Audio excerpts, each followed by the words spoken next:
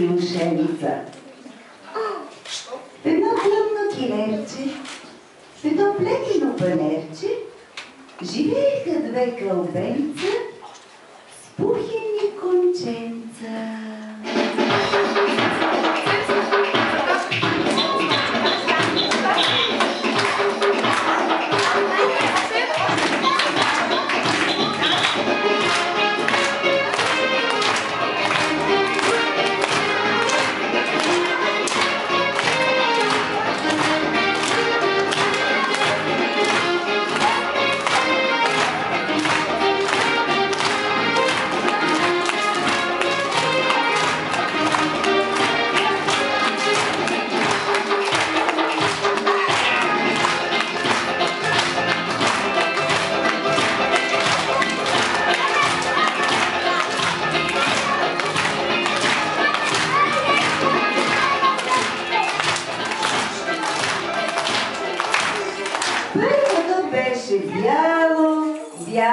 Сякаш снежинки е спало.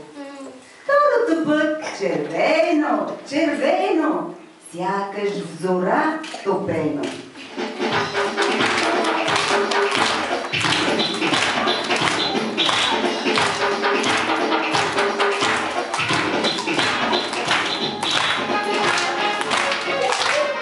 Бяха останали двете маничета от чифт коледните личета, плетени, топли, червени, избродирани, с бели елени.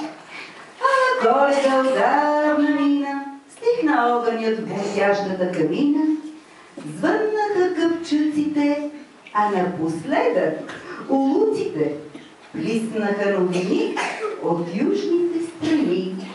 Със следващия птичи полет пристига сияйна пролет.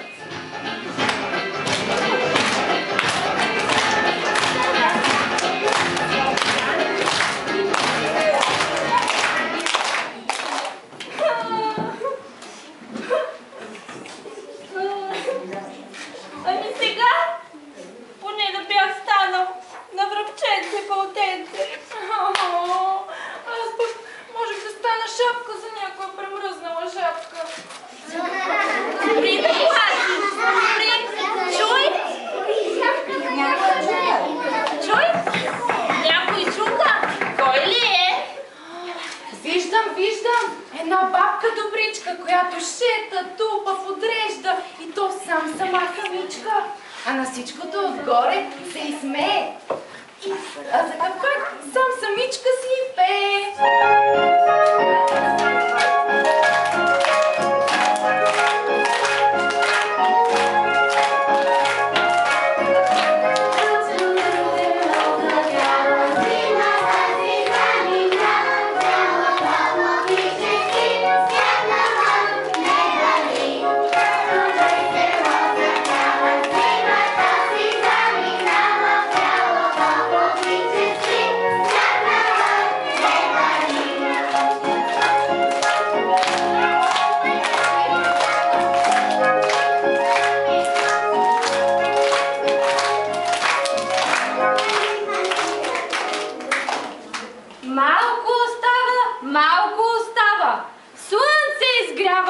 Март наближава. Март месец за мен е любиме, тъй като Марта е моето име. Месец март баба празнува, посреща гости и танцува. Ще дойдат внучетата скоро, ще хукнат весело по двора. Та ще трябва да го премета от хишата и от калта.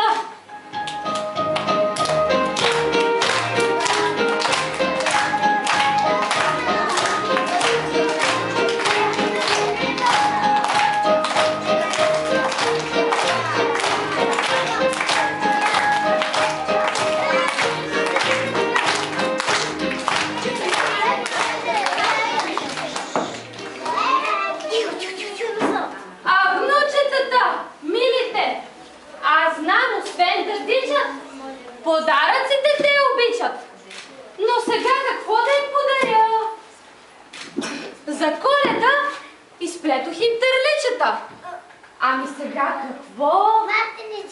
Букетче от от кукичета? Не. Подаръкът, дори и скромен, добре ще да е за спомен. Какво? Я вкъщи да се върна и в килера прашен да надникна. Май 2 кълбенца малки там оставих и де ми умът съвсем забравих.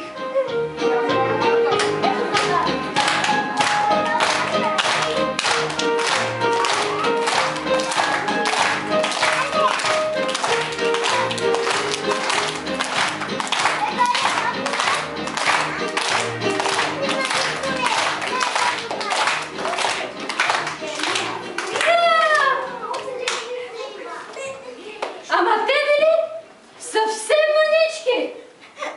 Не стига дори и за куклени търлички. Обаче пък конците им са здрави. От нищо нещо баба ще направи.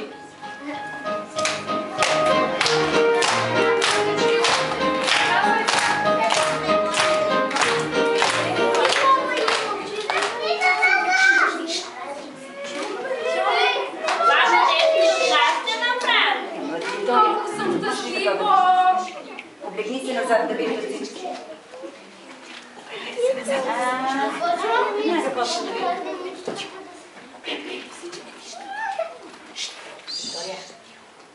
А така станаха чудесни Пижо и Пенда. От червеното кълбенце баба направи ме момченце. Еха, от нищо никакъв конец, какъв ален, на 5 хубавец. Аз съм дар за нейния внук, да бъде сит, здрав, с червени бузки и честит. А за внучката й да е бяла и от доброта да свети цяла. Баба ме направи от конци момиче, по-стробеничко като кукиче. Имам плитки алени в косичката, алена престилка за поличката. Пижо и Пенда се наричаме ние и баба Марта обичаме.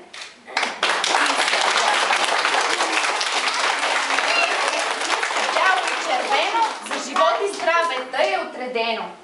Чак до първа пойна птица да ни вържат на ръчица, на косица на цветенца и на ръца на дръвченца. Бабо Марто! Бабо Марто! Моля те! Кой ме вика? Може би са внучетата.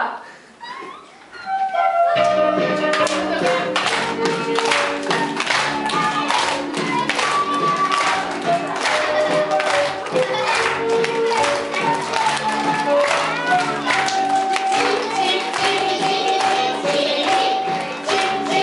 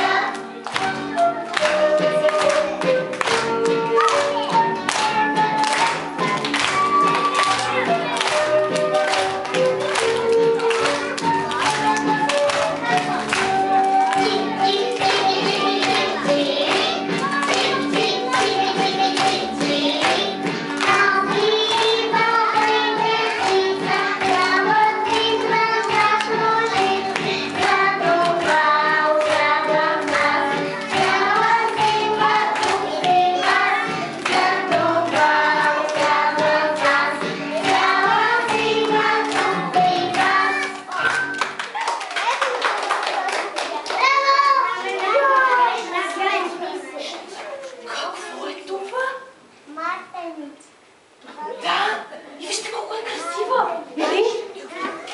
Мисля да я закача на това дръвче пред двора, за да може слънцето да я грее, а пък вятърът да я полюшва.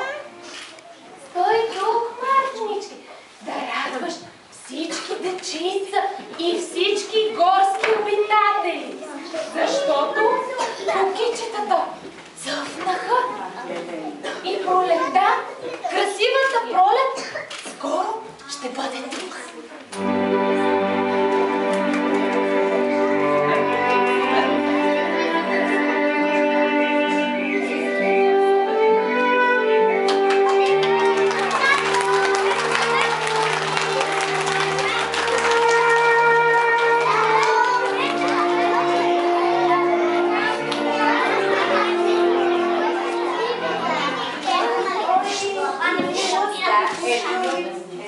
Ой, колко красива, Мартиничка.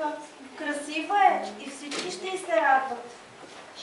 Ами вълкът, този разбойник, той може ли да се радва на нещо?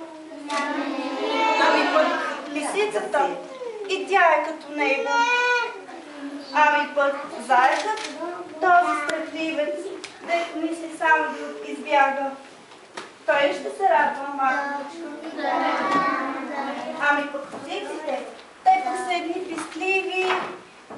Най-добре ще бъде, ако я взема за себе си.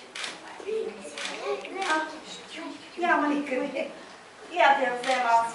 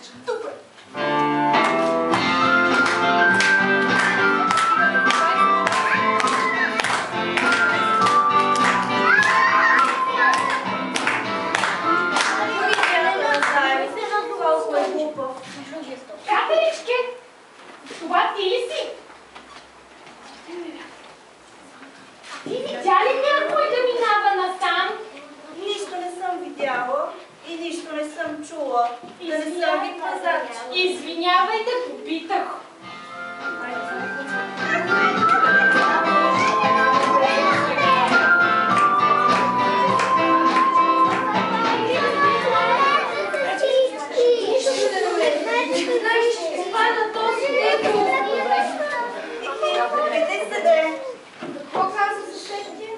Оставете ме на мира.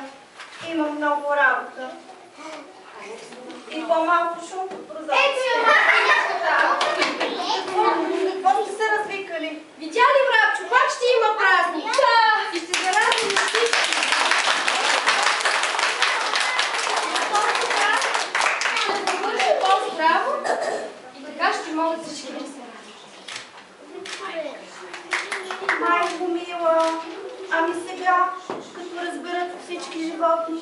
Как ще се покажа в гората? О, трябва да се скрия от срам. Защо не каза, че е? Ами аз исках да я видя само отблизо.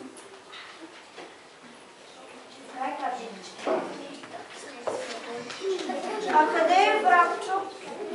Искам да се измия пред него. Криси. Не се бой, Катериче, аз не ти се сърдя. Нали не се сърдиме, деца? Не се сърдиме. Но обещай да пазиш Мартиничката на хращето, да не я духне вятър, за да може всички да й се порадват.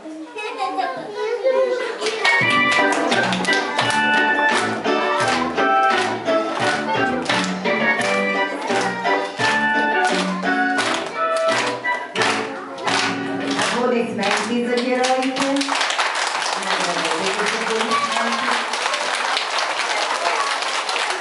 Моля, героите да седнат между децата. Дечица, това беше историята за баба Марта, която всеки